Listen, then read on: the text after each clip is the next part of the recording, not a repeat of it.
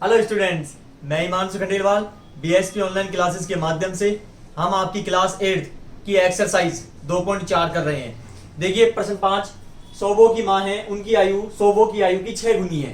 ठीक है, 5 वर्ष बाद सोबो की आयु उनकी माँ से आयु की 1/3 हो जाएगी, तो उनकी आयु ज्ञात करनी है। तो देखिए जो उनकी आयु निकालनी है या आपको वर्तमान आयु निकालनी है। तो देखिए सोबो की माँ है, उनका आयु का कंपेयर किससे हो रहा है? सोबो की आयु से हो रहा है। माँ का जो आयु है वो कंपेयर किससे हो रहा है? सोबो की आयु से हो रहा है।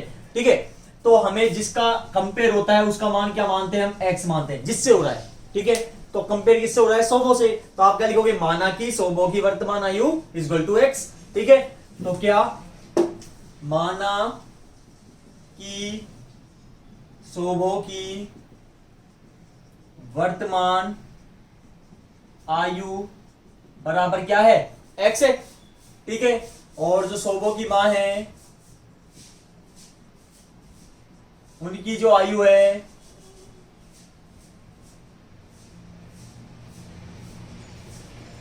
सोबो की आयु की 6 गुनी है। सोबो की आयु की 6 गुनी मतलब गुणा 6। तो सोबो की आयु क्या है? x गुणा 6 बराबर क्या हो गया? 6x हो गया। आगे देखिए 5 वर्ष बाद सोबो की आयु उनकी मां की वर्तमान आयु की 1/3 हो जाएगी। तो 5 वर्ष प्रश्नानुसार 5 वर्ष बाद सोबो की आयु मां की वर्तमान आयु से मां की वर्तमान आयु की क्या हो जाएगी? 1/3। 1/3 मतलब 1/3। ठीक है, तो 5 वर्ष बाद सोबो की आयु, सोबो की वर्तमान आयु क्या है? एक्स है। बाद में तो क्या हो गई? +5 बराबर मां की वर्तमान आयु 6x गुणा 1/3। तो x + 5 बराबर 6x को 1 से गुणा करोगे 6x आएगा, बटे 3 का 3 आ गया। x + 5 बराबर 3 दूने 6। ठीक है, तो आपके 2x आ गया। अब मैं क्या करता हूं? x को मैं बाएं पक्ष में रख रहा हूं, तो ये x इसके साथ आएगा, प्लस किस में हो जाएगा? माइनस में। नंबर में दाएं पक्ष में लेके जा रहा हूं, प्लस किस में हो जाएगा? माइनस में। माइनस प्लस प्लस माइनस, तो प्लस माइनस क्या होता है? माइनस होता है। 2x में से 1x गया तो 1x बचा, माइनस का बड़ा इसलिए माइनस में आएगा। ठीक है, बराबर माइनस का 5, माइनस से माइनस कट गया, तो x बराबर क्या आ गया? 5 वर्ष। अच्छा, ज्ञात क्या करना है आपको? उनकी आयु ज्ञात करनी है। तो आप लिखोगे अतः सोबो की वर्तमान आयु बराबर क्या है? सोबो की वर्तमान आयु x, और x का मान क्या है? 5 वर्ष। तो आप लिखोगे 5 वर्ष। ठीक इसी प्रकार सोबो की मां की वर्तमान आयु बराबर क्या है? 6x है, तो 6 गुणा x का मान 5, तो बराबर 30 वर्ष। और आपकी दोनों आयु ही ज्ञात करनी थी।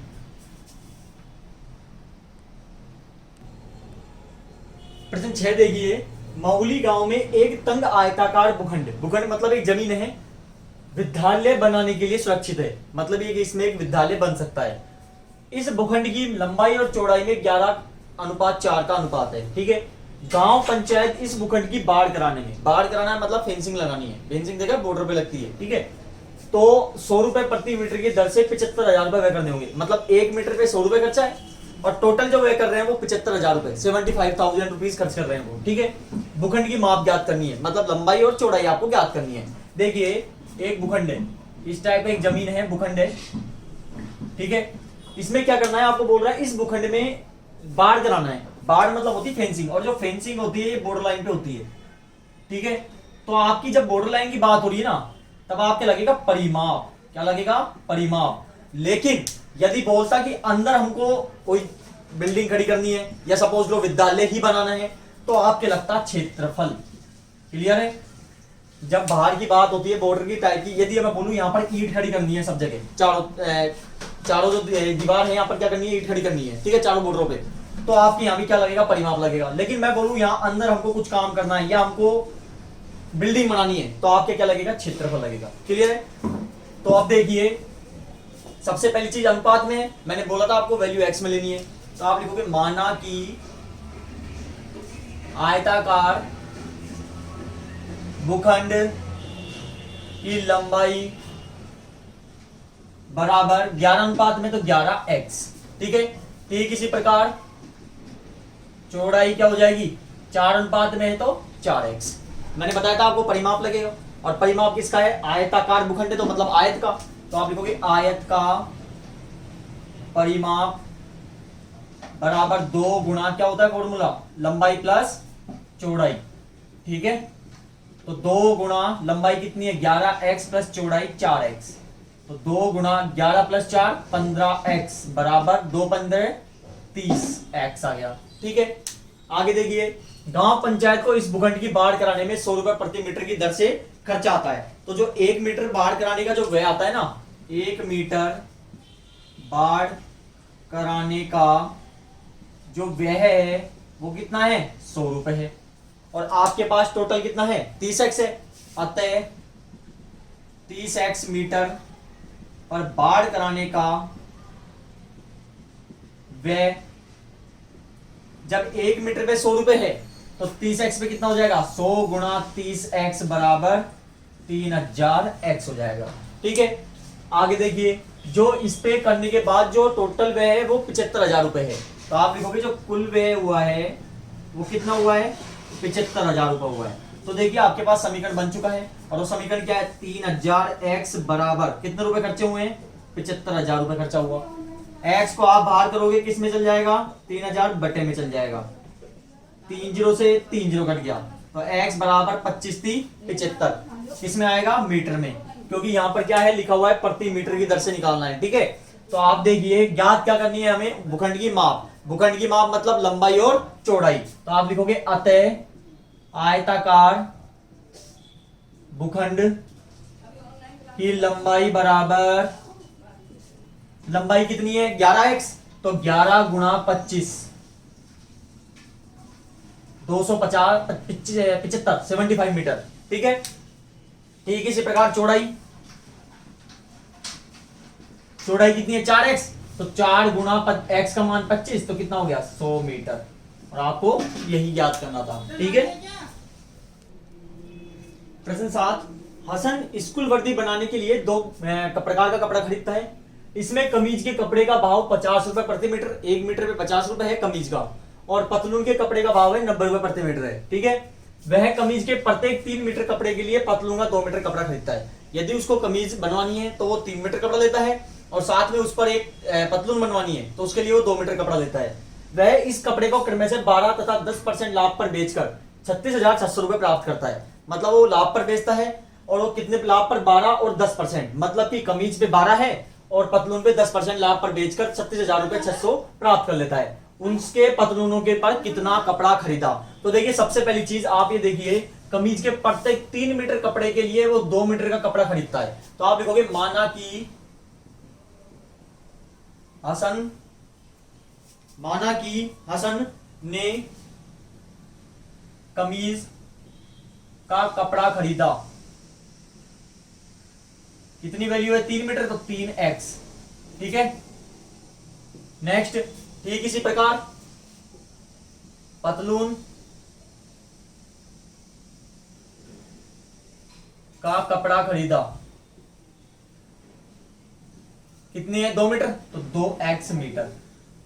ठीक है, वह इस कपड़े को, अच्छा एक चीज और, इसमें कमीज के कपड़े का भाव कितना है 50 रुपए प्रति मीटर, कमीज के कपड़े का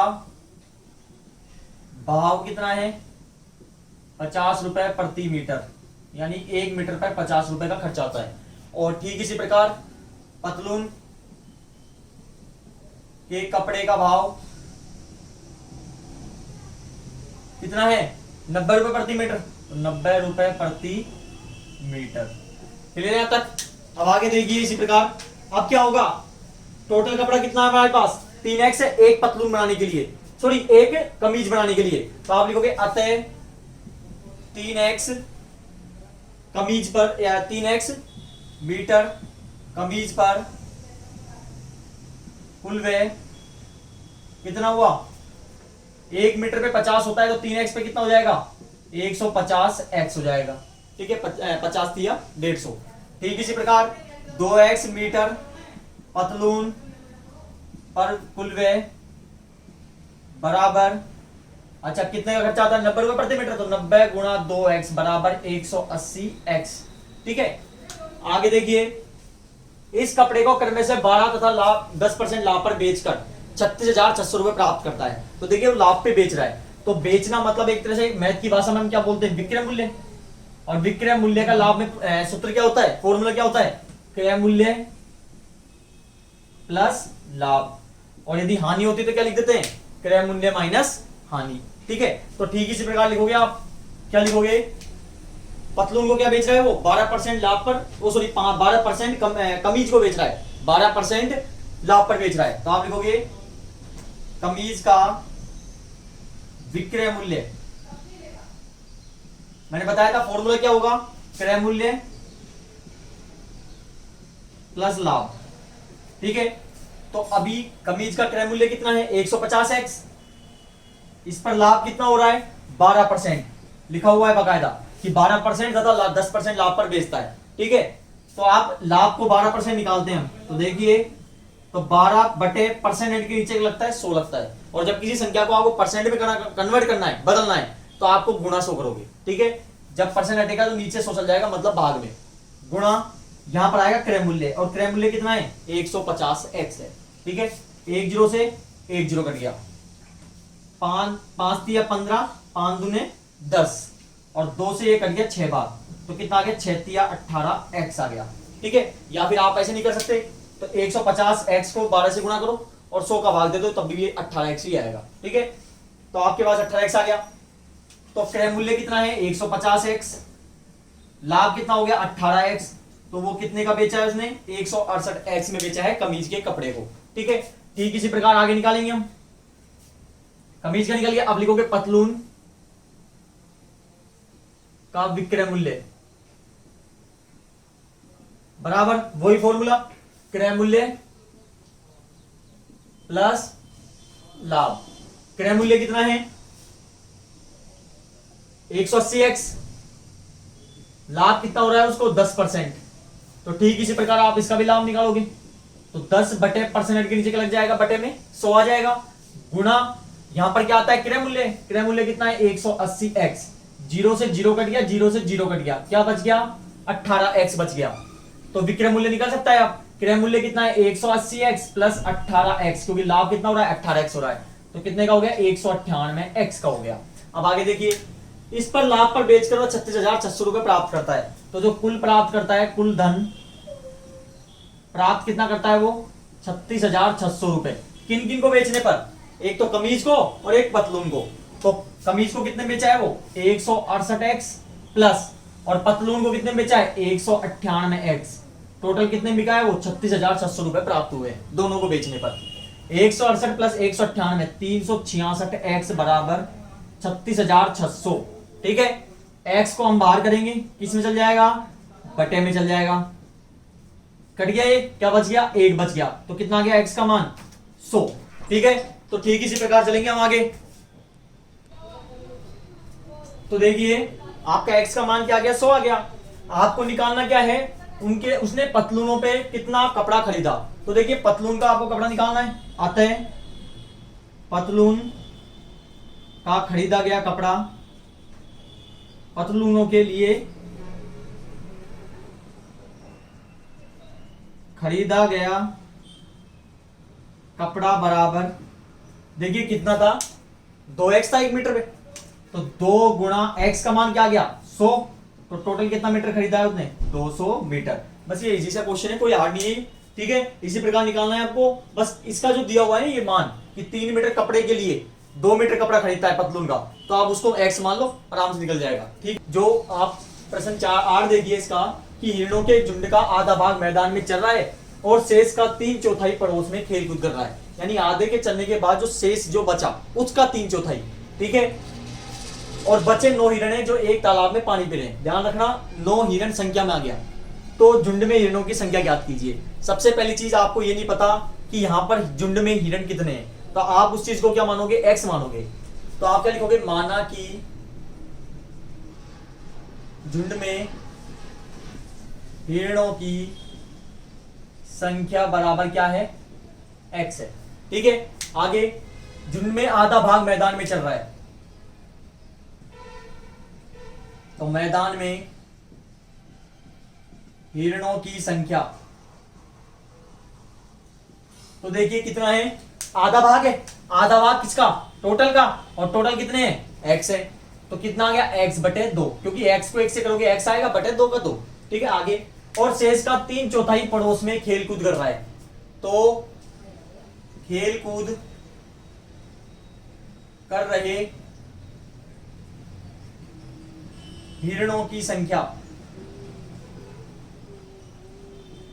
क्या बोल रहा है आपसे कि शेष का 3/4। अब शेष कितना बचा, देखिए टोटल वैल्यू कितनी है, x है, मतलब x टोटल है झुंड में, इसमें से x बटे 2 क्या हो गए, हिरणों की संख्या क्या है, मैदान में है। बाकी के जो बचेंगे इनके बाद उसका 3/4, सॉरी हाँ 3/4। ठीक है, तो आप देखिए हम दोनों का क्या लेंगे, एलसीएम लेंगे, तो कितना आएगा, 2 आएगा। इसके नीचे हम 1 मान लेते हैं, 1 का भाग 2 में दोगे 2, 2 का 1 से गुणा करेंगे माइनस। ठीक इसी प्रकार 2 का 2 में भाग दोगे, 1 को गुणा करेंगे x से, गुणा 3/4। ठीक है, 2 को x से करोगे 2x, माइनस 1 को x से करोगे x बटे 2 गुणा 3/4। ठीक है, 2x में से 1x गया तो x बटे 2 गुणा 3/4, तो बराबर क्या आ गया, x को 3 से 3x बटे 2 चौके 8 आ गया, तो 3x बटे 8 आ गया खेल कूद कर रहे हिरणों की संख्या। इसके बाद बोल रहा है कि शेष बचे 9 हिरण एक तालाब में पानी पी रहे हैं, तो तालाब में हिरणों की संख्या कितनी है, तालाब में पानी पी रहे हिरणों की संख्या। अब देखिए इसकी वैल्यू दे रखी है आपको, तो डायरेक्ट लिख देंगे 9। ठीक है, तो बताओ झुंड में कितने हिरण है। एक बात बताइए, आपके पास ये भी है कि मैदान में कितनी संख्या है, आपको ये भी मिल गया कि हिरणों की खेलकूद करने वालों की संख्या कितनी है, और आपको यह भी मिल गया कि हिरणों की कुल कितनी संख्या है जो पानी पी रहे हैं। तो आप क्या कर दोगे, तीनों वैल्यू को ऐड कर दोगे तो आपको पता चल जाएगा झुंड में कितने हिरण है। तो एक चीज ध्यान रखना, जब आप इसको ऐड करोगे तो यहां पर टोटल वैल्यू आएगी जो आपने मानी है x। ठीक है, बराबर, तो मैदान में कितने हिरण है, x बटे 2, प्लस खेलकूद कितने कर रहे हैं, 3x बटे 8, प्लस और हिरणों की संख्या कितनी है जो पानी पी रहे हैं तालाब में, वो 9 है। तो x बराबर, ठीक है, नीचे 1 मान लेते हैं इनका, तीनों का एलसीएम कितना आएगा, 8 आएगा। 2 का भाग 8 में दोगे कितना आएगा, 4, और 4 को x से गुणा करोगे 4x। 8 का 8 में भाग दोगे 1 को 3x से गुणा करोगे 3x। 1 का भाग 8 में दोगे 8, 8 को 9 से गुणा करोगे 72, 8 9 72। ठीक है, आगे देखिए अब x बराबर 4x प्लस 3x कितना हो गया, 7x प्लस 72 बटे 8। नीचे हम इसके 1 मान लेते हैं। देखिए जब दोनों साइड फ्रैक्शन भिन्न होती है, ठीक है, और बीच में इक्वल का सिंबल होता है, तो हम करते हैं उसको वृज्ज गुणा। तो आप लिखोगे वृज्ज गुणा करने पर, इंग्लिश में बोले तो क्रॉस मल्टीप्लाई। वृज्ज गुणा करेंगे तो x को तो गुणा करेंगे 8 से, और 1 को गुणा करेंगे 7x प्लस 72 से। ठीक है, x को 8 से गुणा करोगे तो 8x, 1 को 7x से 7x, प्लस 1 को 72 से करोगे तो 72।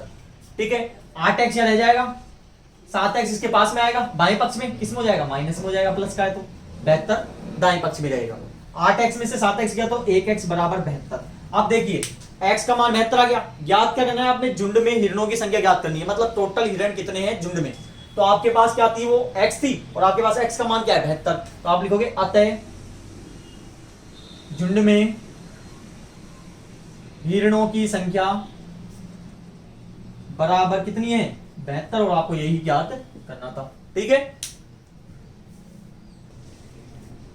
प्रश्न 9 देखिए, दादाजी की आयु अपनी पोत्री की आयु की 10 गुनी है। यदि उनकी आयु और उनकी पोत्री की आयु से 54 वर्ष अधिक हो तो उन दोनों की आयु ज्ञात करनी है। उन दोनों की पोत्री की और दादाजी की। तो आप देखिए सबसे पहली चीज वही, दादाजी का कंपेयर किससे, पोत्री की आयु से। तो आप लिखोगे माना कि पोत्री की आयु बराबर x।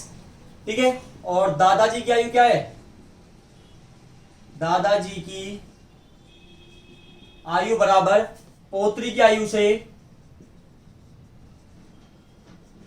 की 10 गुनी है, तो गुणा 10। ठीक है, पोत्री की आयु क्या है, x, गुणा 10 बराबर क्या हो गया, 10x। आगे यदि उनकी आयु उनकी पोत्री की आयु से 54 वर्ष अधिक है, उनकी किनकी, दादाजी की, तो जो दादाजी की आयु है वो अपनी पौत्री की आयु से अधिक कितनी है 54, तो प्लस 54 अधिक है। ठीक है, तो दादाजी की आयु क्या है अभी 10x, पौत्री की आयु कितनी है x से कितनी अधिक है 54 अधिक है। ठीक है, इक्वेशन आंसर हो जाएगा आपका 10x, x इसके पास में आएगा माइनस में, 54 दाएं पक्ष में रख रहे हैं। 10x में से x गया तो 9x बराबर 54, x को आप बाहर करोगे किस में चल जाएगा बटे में चल जाएगा, तो x का मान कितना आ गया 6 वर्ष। ठीक है, याद क्या करना है हमें उन दोनों की आयु, उन दोनों किन किन की, पौत्री की और दादाजी की। तो आप लिखोगे अतः पौत्री की आयु बराबर कितनी है x है, और x का मान क्या है 6 वर्ष। ठीक इसी प्रकार दादाजी की आयु कितना है 10x, तो 10 गुणा 6 बराबर 60 वर्ष, और आपको ये दोनों ही मान याद करने हैं तो आप ये आ गए। ठीक है, प्रश्न 10 देखिए, अमन की आयु उसके पुत्र की आयु की 3 गुनी है। 10 वर्ष पहले उसकी आयु पुत्र की आयु की 5 गुनी थी। दोनों की वर्तमान आयु ज्ञात करनी है। तो देखिए अमन की आयु को कंपेयर किससे है, पुत्र की आयु से। तो आप लिखोगे माना कि पुत्र की आयु बराबर x और अमन की आयु क्या है, पुत्र की आयु से क्या है उसकी 3 गुनी, मतलब गुणा 3। तो पुत्र की आयु क्या है अभी x गुणा 3 बराबर क्या हो गया 3x। आगे 10 वर्ष पहले उसकी आयु पुत्र की आयु की 5 गुनी थी। तो 10 वर्ष पहले पुत्र तथा अमन की आयु, तो पुत्र की आयु क्या हो जाएगी, पहले मतलब क्या हो गया, मतलब कि माइनस, और बाद में होता है तो प्लस। तो पुत्र की आयु भी क्या है x में से -10, और ऐसे ठीक अमन की आयु कितना है 3x, तो 3x - 10। ठीक है, दोनों की वर्तमान आयु ज्ञात करनी है। अब एक चीज देखो, 10 वर्ष पहले उसकी आयु, किसकी आयु, अमन की आयु। तो जो अमन की आयु है, ठीक है, वो पुत्र की आयु की 5 गुनी है। पुत्र की आयु की 5 गुनी मतलब गुणा 5। ठीक है, अभी अमन की आयु क्या है 3x - 10, पुत्र की आयु क्या है x - 10 का 5 गुना। ठीक है, तो 3x - 10 बराबर 5 को x से करोगे 5x माइनस 10 पंजे 50। ठीक है, 3x, x इसके पास में आएगा प्लस माइनस में, नंबर बढ़ाएगा, नंबर इसके पास में जाएगा माइनस प्लस में जाएगा। ठीक है, प्लस माइनस माइनस, 5x में से 3x लेस हुआ तो 2x, माइनस का बड़ा माइनस में आएगा, बराबर माइनस प्लस माइनस, 50 में से 10 गया तो 40, माइनस का बड़ा माइनस में आएगा, माइनस से माइनस कट गया। x को आप बाहर करोगे 2 किसमें चल जाएगा बटे में, तो x का मान कितना आ गया 20 वर्ष। याद क्या करना है हमें, दोनों की वर्तमान आयु। तो आप लिखोगे अतः पुत्र की वर्तमान आयु बराबर x है, और x का मान क्या है 20 वर्ष, तो 20 वर्ष। ठीक इसी प्रकार अमन की वर्तमान आयु,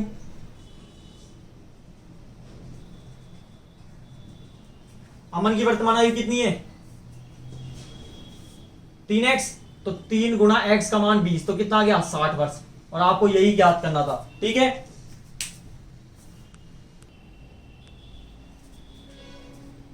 तो अभी हमने आपकी एक्सरसाइज 2.4 पूरी कंप्लीट की है। पूरी उम्मीद है आपको अच्छे समझ आई होगी यहाँ तक। हाँ, अगले पार्ट में हम 2.5 के आपके एग्जाम्पल और प्रश्न करेंगे, लेकिन प्लीज जिसने सब्सक्राइब नहीं किया है वो सब्सक्राइब करें तथा बेल आइकन का बटन जरूर दबाएं, जिससे आगे आने वाली वीडियो आप जल्दी से देख सके। धन्यवाद।